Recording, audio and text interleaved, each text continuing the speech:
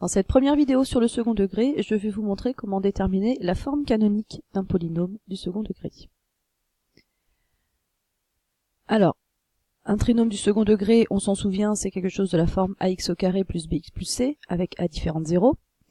Cette écriture est une écriture développée, et nous, en fait, ce qu'on veut, c'est ce qu'on appelle la forme canonique. La forme canonique, c'est une forme qui est pas complètement développée, pas complètement factorisée, elle est intermédiaire, mais elle nous permet, en fait, d'une écriture dans laquelle il y a deux x, à n'avoir plus qu'une écriture dans laquelle il n'y a qu'un seul x.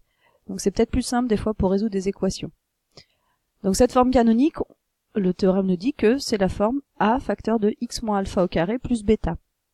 Avec le alpha qui vaut moins b sur 2a et bêta qui vaut f de alpha, donc l'image de alpha par la fonction f ci-dessus. Donc autrement dit, c'est pas très compliqué, ça veut dire qu'il faut trouver le a, le b et le c, puis après c'est plus que quelques calculs. Un exemple, on veut donc trouver la forme canonique de f de x égale moins 2x au carré moins 4x plus 48. Il faut donc repérer qui sont les a, les b et les c. Autrement dit, a ici vaut moins 2, b moins 4, c 48. On va donc calculer alpha avec la formule moins b sur 2a, donc on remplace le b par moins 4, le a par moins 2. On trouve moins 4 sur 4, autrement dit, moins 1. Donc ça, c'est le alpha.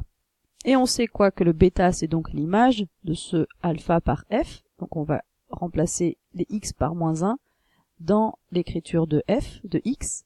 Autrement dit, moins 2 fois moins 1 au carré, moins 4 fois moins 1, plus 48. Ce qui nous fait un total de 50. Ça, c'est donc le bêta. Et maintenant qu'on a le alpha et le bêta, eh ben, ça y est, on a la forme canonique, puisqu'il ne reste plus qu'à écrire cette forme-là. La forme canonique, c'est donc, on réécrit le a, qui était le moins 2, donc moins 2, facteur de x moins alpha, qui valait moins 1, attention parenthèse, au carré, plus bêta, qui vaut 50.